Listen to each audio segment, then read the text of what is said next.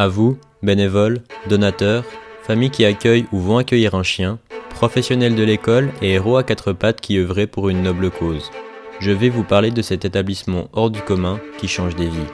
Christine Baroni, directrice, m'a ouvert ses portes afin que je puisse vous présenter la Fondation Romande pour chiens guides d'aveugles.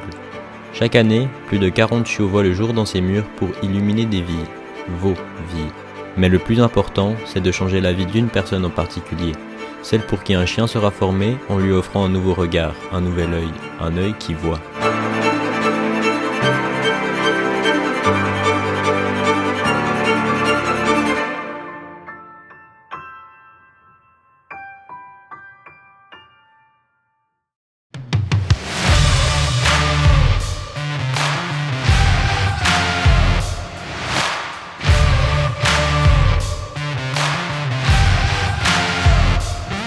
Une fois le chien évalué, un instructeur le forme durant environ 9 mois pour lui apprendre à guider son futur maître.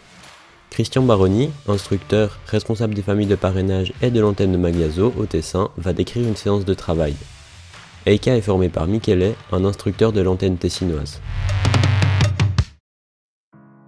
Voici l'exercice du refus de la nourriture. Le chien, s'il ne bouge pas et reste tranquille, il est récompensé avec un clic suivi immédiatement de la nourriture. L'exercice devient toujours plus difficile. La nourriture, plutôt qu'être dans la main, elle est par terre. Le chien, s'il reste tranquille, il ne va pas vers la nourriture, il est récompensé. Dernière étape, le chien, on l'appelle au pied sans qu'il aille manger la nourriture. Et s'il exécute correctement l'exercice, il sera récompensé avec de la nourriture. Cet exercice, il sert si on rencontre des restes alimentaires en ville pour que le chien ne se précipite pas dessus pour qu'on puisse le récompenser. Donc, le chien se met assis. On va faire quelques exercices de réponse du collier. Donc, le chien doit bien réagir aux indications que l'instructeur donne avec le collier. S'il tire en avant, il doit aller en avant. S'il tire en arrière, il doit aller en arrière. Quand il réagit correctement, il est récompensé. Ça, c'est important parce que le collier, c'est notre outil pour apprendre tous les comportements au chien. C'est avec la laisse qu'on va indiquer tous les comportements corrects à exécuter. Et le chien doit associer les indications qu'ils ont données à la laisse à quelque chose de positif. Voilà, le chien se précipite dans le harnais. Ça, c'est toujours apprécié, mais par les aveugles, ils sont contents de faire cet exercice au-delà du côté pratique pour partir avec leur chien. Eika, elle est prête pour une séance de travail. Vous voyez Michele qui range le clicker dans la poche extérieure. Il n'aura pas besoin du clicker parce qu'Eika, c'est un chien avancé. Et donc, la nourriture suffit comme récompense. Elle est même à un stade où on diminue l'utilisation de la récompense alimentaire. Voilà, là on voit le chien concentré, la tête en haut. Il s'approche d'un échafaudage, il faut que se tienne bien sur la gauche pour permettre à une personne de passer. Et à la sortie aussi, on a ces obstacles. Il peut bien passer sur le côté de la gauche et par contre à droite, il faut qu'il laisse de la place.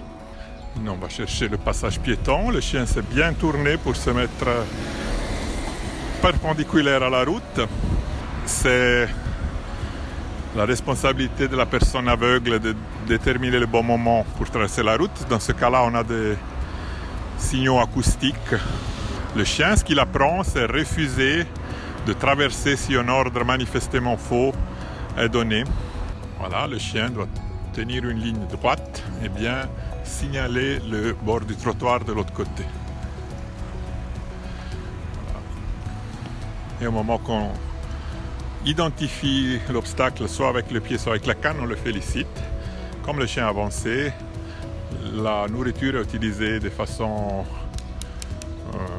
de temps en temps, mais la plupart du temps, les félicitations verbales sont suffisantes.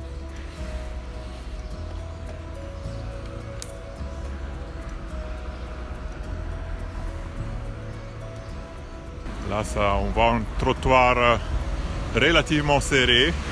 C'est important que le chien ne s'approche pas trop du côté de la route, mais qui se tient bien à gauche pour permettre une marche en toute sécurité.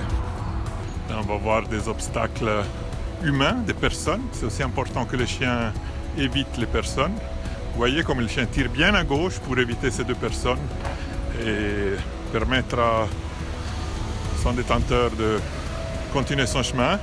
Comme l'exercice était compliqué, on se permet d'utiliser de la nourriture, même avec un chien avancé, parce que là, le comportement était vraiment très bien. Ici aussi, à l'entrée de cet angle, c'est important que le chien tire bien à gauche, en évitant de passer trop près du mur. Voilà, le chien prend une bonne initiative de revenir vers le trottoir pour éviter l'obstacle.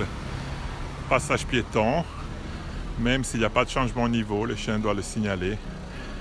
Et puis partir seulement au moment qu'on lui dit de le faire. De l'autre côté, on a un petit trottoir que le chien signale très bien. Là aussi, un obstacle latéral, le chien reste bien à gauche, il l'évite.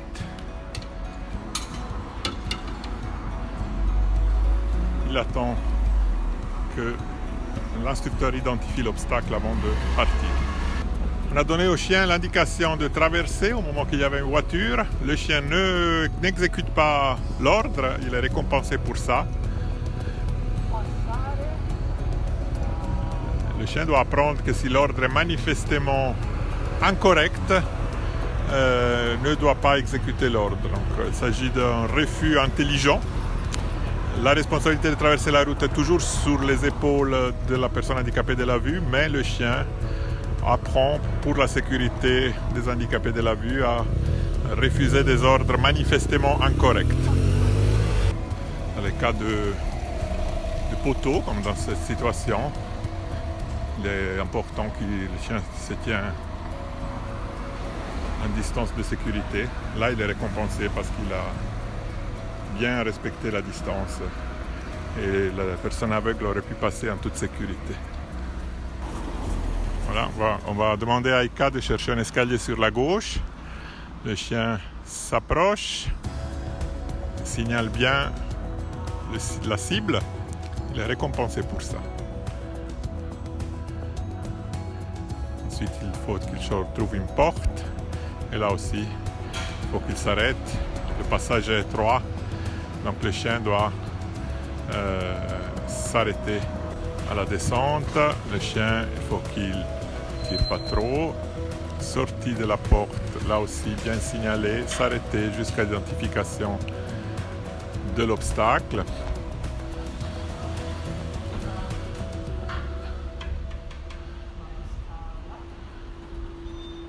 Le chien s'arrête, attend que la personne handicapée de la vue identifie l'obstacle. Elle poursuit sa route quand on lui demande de le faire.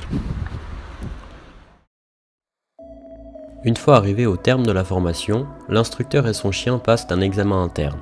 Il est accompagné de 2 collègues qui assurent la sécurité de l'instructeur qui a les yeux bandés et prennent des notes afin de perfectionner les derniers détails. À la suite de cet examen interne, un expert de l'assurance invalidité vient valider ou non la capacité du chien à guider une personne handicapée de la vue. Je m'appelle Pascal Eby, je suis instructeur pour chiens guides d'aveugles ici à la Fondation des chiens guides d'aveugles à Branle. Et je travaille dans cette fondation depuis 2006. Donc ma fonction ici, c'est responsable de la qualité pour nos chiens. Et en plus, j'ai la chance de pouvoir m'occuper de l'apprenti que nous avons engagé il y a 2 ans et demi à Cornelia. Et j'ai eu la chance de pouvoir la suivre jusqu'à présent dans sa formation. Je m'occupe d'une quarantaine de clients, de détenteurs, un petit peu partout en Suisse, un petit peu aussi du côté de la France. Et parallèlement à ça, je continue à former mes chiens. Après, on va dire une centaine de leçons, donc une centaine de sorties avec nos chiens. Donc, on va les tester d'abord à l'interne. Cet examen permet d'évaluer le chien, de savoir où il en est. Donc, en fait, on est 3. On a la personne qui passe l'examen avec son chien, l'examen interne toujours. Il a un bandeau sur les yeux et il va se lancer dans un tour qui dure à peu près, qu'est-ce qu'on va dire, ça fait à peu près 45 minutes. Et puis les collègues, on va se rendre compte si le chien il est capable de guider ou pas, s'il fait trop d'erreurs, si le détenteur derrière, enfin si l'instructeur derrière touche des murs de gauche à droite, si il se rapproche trop du précipice, si au moment de traverser un passage piéton, soit il l'a brûlé, donc il est arrivé vers le passage piéton, il l'a mordu, il est arrivé trop sur la route, ou il s'écarte un petit peu trop du passage piéton à gauche ou à droite. Voilà, il faut que le chien il soit vraiment très très précis, qu'il ne mette pas en danger son futur détenteur. Alors voilà, c'est là qu'on check tout ça, qu'on contrôle, et puis qu'on se dit, voilà, à l'interne, voilà, ce chien, il est capable maintenant de passer un examen avec un expert AI, et puis donc là, 3 ou 4 semaines après, ce qu'on va faire, c'est qu'on va mandater un expert de l'AI qui va venir, puis on va refaire exactement la même chose, cette fois peut-être avec un petit peu plus d'appréhension. Ça peut arriver des fois qu'on soit quand même un petit peu sous tension, le fait de passer l'examen avec un expert, mais bon, en général, si le chien était bon à l'expertise interne, un petit examen interne, ça se passe aussi très bien après avec l'expert AI. Et voilà, on va refaire exactement le même tour.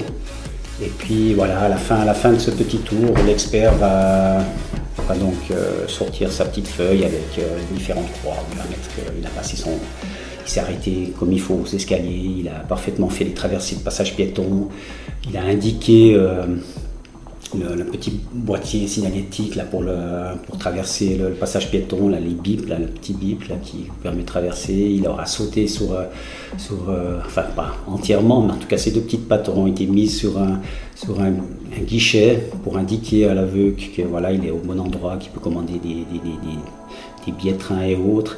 C'est toutes des petites choses comme ça que l'on fait pendant cet examen.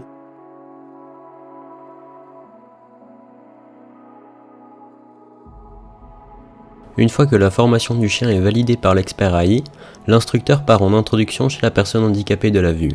Il lui apprend à s'occuper du chien et à se déplacer avec. J'ai vu des chiens heureux de travailler. La méthode utilisée est le renforcement positif. Une action bien menée par le chien est récompensée, tandis qu'une mauvaise action est ignorée. Cela permet de motiver le chien à faire ses bonnes actions sans jamais être corrigé brusquement. Une fois leur harnais sur le dos, les chiens sont prêts au travail. Ils se focalisent sur le trajet et peu de choses les déconcentrent. La formation de ces chiens est un travail de professionnel. Il est important d'être précis et juste dans ses actions afin que le chien apprenne à fournir un travail de précision.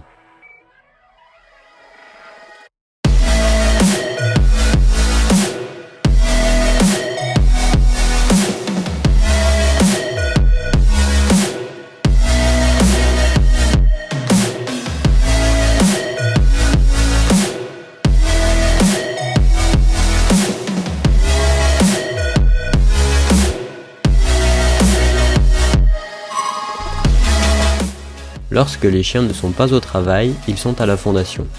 Ils jouent, courent, sont promenés, nourris, tout ceci grâce aux gardiens d'animaux. Je m'appelle Loïc, j'ai 27 ans, je suis gardien d'animaux depuis 3 ans à la fondation. Alors mes journées, je les passe principalement à promener les chiens, à faire des nettoyages. On a le côté récréatif des chiens plutôt. L'entraînement, c'est plutôt les instructeurs qui s'en occupent. Nous, on essaye de promener tous les chiens une fois par jour. On nettoie les box le matin, on fait la nourriture, on les nourrit 2 fois par jour, à midi et à 6h le soir. On les brosse aussi. Alors les chiens qu'on a sur place, c'est principalement pour des chiens en formation. On a le retour des chiens des familles de parrainage qui partiront en Tessin pour se faire tester, évaluer pour savoir s'ils sont aptes ou pas. Après ils reviennent ici, ils font une IFT avec les instructeurs et la directrice. Et là, on va savoir si le chien peut être possiblement formé pour faire chien guide. Et on a des fois les femelles d'élevage, les mâles d'élevage, s'il y a de la reproduction qu'on fait parfois sur place. La santé physique et mentale du chien est une priorité. Il travaille et guide avec plaisir. Les collaborateurs de la fondation mettent tout en œuvre pour qu'il se sente bien.